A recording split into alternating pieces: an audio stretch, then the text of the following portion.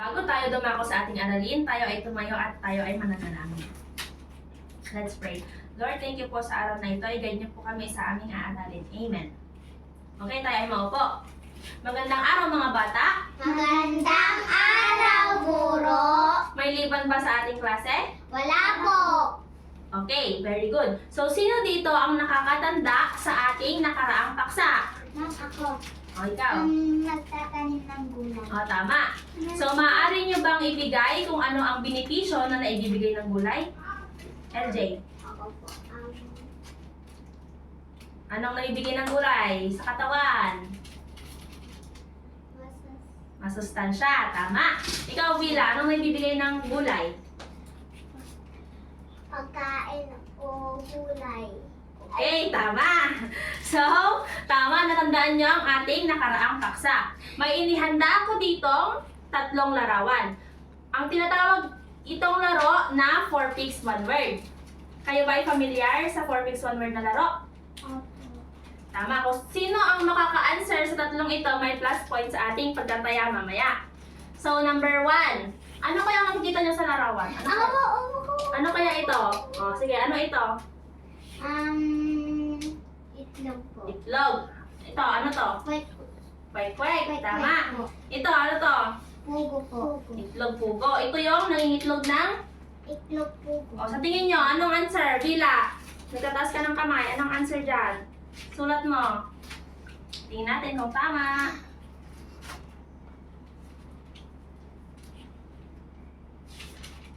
U G O. Yan, very good. Tama, palakpakan si Vila. Okay, sa pangalawang picture naman. Ano sa tingin niyo ito? O, LJ, ano to? Adobo. Adobong manok. Tama, ito. Ano to? Tinola. Tinolong manok. Ano naman to? Chicken. Chicken joy. Galing nga. Ito, ano naman to? Lechon Lechong manok. So, palagay nyo, ano kayang hayop ito? Anong hayop ang nagpo-produce dyan? Ano, LJ? Sulat mo.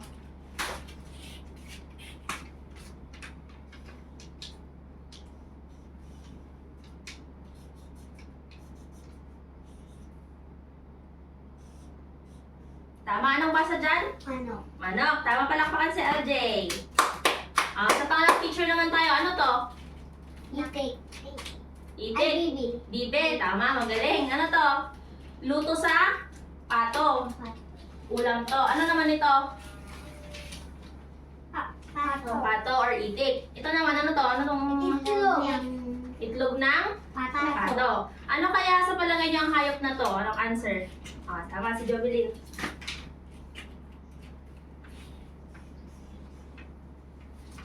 Saluwete pala siya.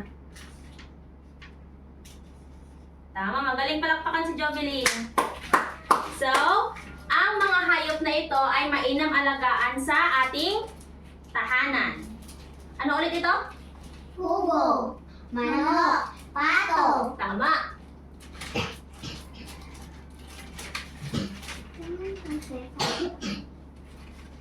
Bago tayo dumako sa ating aralin, maaari niyo bang basahin ang layunin? Letter A, Vila.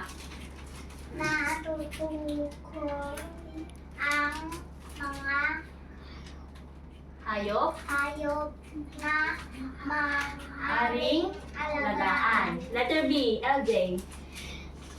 magpakita ng pagpapalaga ng mga hayop. Letter C, Jovelyn. Maiguhit ang Ng? ng maayos ang mga hayop na nabanggit. Tama. So yan ang layunin natin sa ating aralin ngayong araw na ito. So ano nga ba ang hayop? Pakibasa, LJ, ang hayop? Ang iba't ibang uri ng hayop ay maaari nating alagaan gaya ng manok, itik, pato at pugo. Ilan lamang ito sa mga hayop na magandang alagaan dahil meron itong magandang na idudulot sa atin sa pang-araw-araw pang-araw-araw na na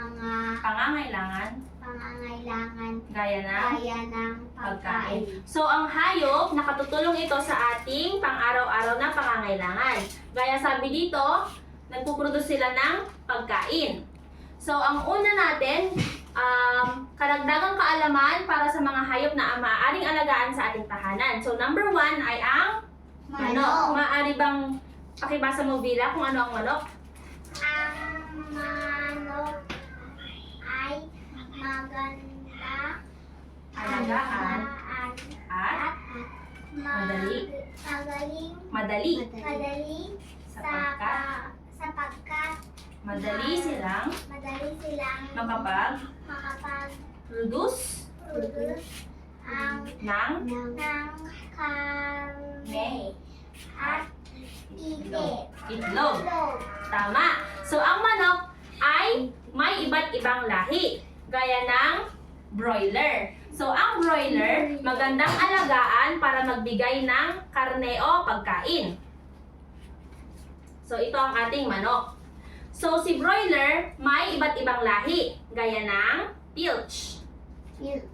Ang next naman natin ay ang decalb. Ang next naman natin ay ang cob.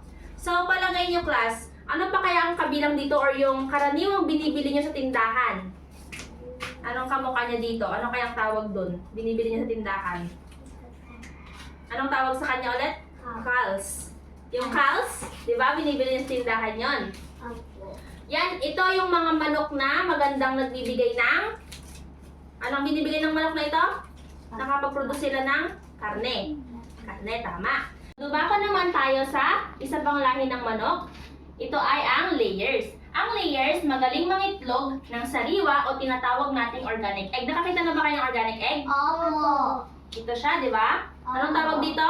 Organic egg. So, ang layers, meron akong halimbawa dito ng dalawang lahi niya. Ang una ay ang Plymouth Rock. Ito ang itsura ng Plymouth Rock. Ang pangalawa naman ay ang White Leghorn. So, ano ulit ang pinoproduce ng layers? Ang pinoproduce ng layers ay? Organic egg. Tama. Ano naman ang broiler? Ano ang pinoproduce ng broiler? Karne. Tama. So, next naman natin ay ang... Anong basa nun? Anong basa nun? Native chicken. Chicken. Ang native chicken ay kabilang din sa broiler. Ito rin ay magandang makapag-produce ng karne, ang native chicken. So, ito ang karaniwan natin inaalagaan sa bahay. So, next naman natin ay ang pato. Ang itik pato ay... sige, pakibasa nyo, Bilin. Ang itik pato ay madaling alagaan gaya ng manok dahil ito din ay nagbibigay ng pagkain o kanilang karne at itlog na pwedeng maging Balot. So, ano to? Ano to? Ano tong hawak ko? Pato. So, ang pato ay nagpuproduce siya ng itlog na pwedeng maging balot. Nakatikim na ba kayo ng balot? Opo. Pwede niyo bang ilarawan kung ano ang itsura ng balot sa loob nito? Ikaw, anong itsura ng balot sa loob? Yung merong white at yellow at meron siyang Sisiw. Anong pinakamasarap doon? yung sisig. Sisiw. Ikaw, anong masarap sa balot? Nakatikim ka na ba? Hindi pa? Hindi pa. So, ang balot ay, ito ay business rin ito ng karamihang mga negosyante at ito ay patok sa mamimili dahil ang balot ay masustansya. Next naman natin ay ang pugo. Maaari bang basahin, Vila, kung ano ang pugo? Ang mag-aalaga ng pugo ay maaaring muli Pagkakitaan. Dahil dahil maaaring tinta ang kanyang itlog. So, ito ang itsura ng pugo. Ang pugo ay parang sisiyo dahil maliit lang ito. Ang pinoproduce nito ay ang itlog na maliliit. Nakakita na kayo ng ganito, di ba? Yung binibenta sa daan. Yung sa labas ng school, nagbibenta sila ng kwek-kwek. Maraming negosyante na ang pinasok ng ganitong klase ng hanap buhay dahil patok ito sa mga mamimili. So, pumunta naman tayo kung paano sila pakainin. Maaari mong basahin, Jovelyn, kung paano pakainin ang manok? Maaaring Pakainin kainin ng ng palay, kanin at mais ang ang native chicken, native chicken, chicken ay pwedeng silang kumain, ng uod, uod. Pwedeng patirahin sa likod bahay at bakuran. So, ang manok, maaari daw natin silang pakainin ng palay, kanin, at mais. Ang manok, pwede natin silang patirihin sa likod bahay o sa ating bakuran. Kailangan nating alagaan ng manok ng mainam at sobrang ingat dahil madali silang lapitan or dapuan ng peste at sakit na maaring makapaghawa sa ibang hayop. So, next naman natin ay ang pato. Maaari bang basahin, LJ, kung paano pakainin ang pato? Maaaring pakainin ng kanin at mais. Mainam silang alagaan malapit sa ilog. Magsilbi nila itong mas Pastulan. pastulan. So, ang pato, pwede natin silang pakainin ng 3 or 4 na beses sa isang araw. At dagdagan ang pagkain nila hanggang sa lumaki sila. Ang tanging pastulan nila ay ang ilog or butas na may tubig. So, next naman natin ay ang pugo. Maaari bang basahin, Vila, kung paano pakainin ang pugo? Maaaring Silang pakainin ng ng patuka sa manok. Isang kilo para sa 50 mangingitlog na pugo. Maaaring haluan ng ng shell shell upang tumibay at kuminis ang ang mga itlog nila. So, ang pugo, dapat natin silang pakainin or steady dapat ang pagkain nila sa 24 hours. Dapat hindi sila nawawalan ng pagkain sa loob ng 24 hours. At kailangan natin silang pailawan upang makapag-produce sila ng itlog ng 1 o 2 sa isang araw. Okay mga bata, matapos na ng ating aralin, ano ang natutunan nyo? Maaari nyo ba itong ibahagi sa klase? Okay, LJ, ano natutunan mo? ang pag-aalaga ng mga hayop gaya ng itik, pato, pugo, manok. Tama! Bila, makinig ka. O, Jovelyn, ano naman ang iyong matutunan? Ang natutunan ko ay sa Pagkain o paano sila pakainin. O, tama, magaling. Si Bila naman, ano kaya? paano sila alagaan. Alagaan, tama, magaling. Palakpakan ang ating sarili. Tama. So, palagay nyo mga bata, ano ang mangyayari sa atin kung wala tayong alagang manok, pato, or pugo? Ano kayang mangyayari sa atin? LJ, ano mangyayari kung wala tayong alagang hayop? Hindi tayo makakakain. Wala tayong source ng pagkain, gaya ng mga pinagpuproduce nila. Manok. Anong pinaproduce ng manok? Itlog. Itlog at karne. Ano naman sa pato? Anong pinoproduce ng pato? Itlog din, di ba? Pwede natin silang kainin. At ang pugo, maaari din siyang mag-produce ng itlog pugo na pwede natin kainin sa pang-araw-araw. At ito ay nakapagbigay ng lakas sa ating katawan. Ikaw naman, Jovelyn, ano kayang sa palagay mong mangyayari sa atin kung wala ang mga hayop na ito? Yung Maaaring yung ibang tao walang negosyo. Tama, magaling. Dahil ang manok, pwede nating inegosyo to, itong manok, di ba? Maaring ibenta gaya ng calves na nabibili natin sa poultry. Ang pato naman, pwede natin siyang inegosyo, pagtitinda ng, anong binibenta sa pato? Balot. How about sa pugo? Anong binibenta sa pugo na maaaring inegosyo? Kwek-kwek. O kaya yung itlog pugo. Tama, magaling. So, ang pagpapahalaga natin dito, kailangan nating Alagaan ng tama, pahalagahan ng tama ang mga hayop na nasa ating kapaligiran. Naintindihan ba mga bata? Opo. So, tayo ay pumunta sa ating anong next? Paglalapad or quiz. We have a short quiz. So, sa inyong kwaderno, maglagay ng numbers 1, 2, 3, 4, 5. Tapos na ba mga bata? Tapos na po. 1, 2, 3, 3, 4, 5, 6, 7, 8, 5. 10. Tama. So, ang ilalagay nyo dyan ay titik ng tamang sagot. Babasahin ko yung tanong ng 2 beses at isusunod nyo yung letra lang dyan sa inyong kwaderno.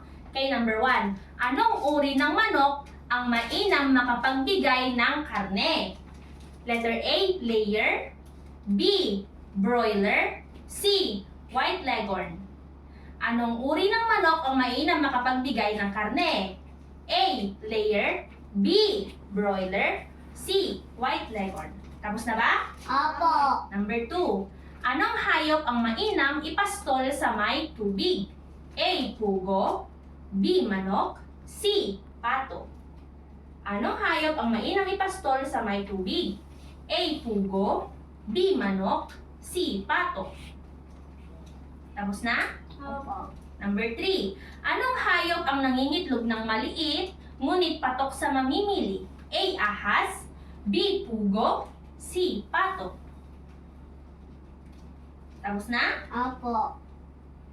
Number 4. Anong hayop ang nangingitlog na karaniwang ginagawang balot? A, itik or pato. B, manok. C, layer. Anong hayop ang nangingitlog na karaniwang ginagawang balot? A, itik o pato. B, manok. C, layer. Tapos na po. Last number na tayo, 5. Anong uri ng manok ang nangingitlog ng sariwa o tinatawag na organic egg? Anong uri ng manok ang nangingitlog ng sariwa o tinatawag na organic egg? A, broiler. B, layer. C, native chicken. A, broiler. B, layer. C, native chicken. Tapos na ba mga bata? Opo. At pagpalitan sa katabi. 5/5 ba? Napagbayan na ba? Okay, number 1. Anong uri ng manok makapagbigay ng karne? B. Broiler. Tama, magaling. B. Check mo kung tama. Letter B. X. Letter B, tama ba? I-check mo. Number 2. Anong hayop ang mainam ipastol sa may tubig? Anong hayop? C. Anong hayop si C? Pato. Number 3. Anong hayop ang nangingitlog ng maliit, ngunit patok B. sa mamimili? B. O, anong hayop ang nangingitlog ng maliit? Itik. Pugo. Yung maliit, pugo yon. Number 4. Anong hayop ang nangingitlog na karaniwang ginagawang balot? A. Pato. Magaling. Tama. Number 5. Anong uri ng manok ang nangingitlog ng sariwa o tinatawag na organic egg? Anong manok yon? Nangingitlog ng organic egg? Layer. Letter B. O, sino ang nakakuha ng 5? Sino nakakuha ng 5? Si LJ lang? How about that? Dalawa. Ilan nakuha ni Bila? Ay, 4. 4? Si Jovelyn, ilan nakuha ni Jovelyn? 3. 3. So kayo ay may plus 5 points. May plus 5 points kayong lahat. Si LJ ay got 10. Galing ni LJ, palakpakan si LJ. How about Jovelyn, ano nakuha mo? Plus 5. 5 din? Si Bila lang ang 9? Very good pala. And clap your palakpakan ng sarili. Yan, tama. So, ang pangalawa naman ninyong pagsusulit ay ang pagguhit. So, sa bawat 3 box na yan, iguguhit mo kung anong nakatapat sa kanya. Iguguhit mo si manok, iguguhit mo si pato, iguguhit mo si pugo. So, meron kayong 5 minutes para magguhit. So, tapos na 5 minuto. Sinong tapos na? At aking i-check. LJ, mauna ka na i-check ko. Magaling. So, 5 points each ito. So, you got 15 points. Palakpakan si LJ. Palakpakan si LJ. Next. Tama, magaling. So, 15 points din ito kasi tatlo. Hindi pa. Di pa tapos? Bilisan mo. O, last na yung pugo. Drawing mo yung pugo. Bilis.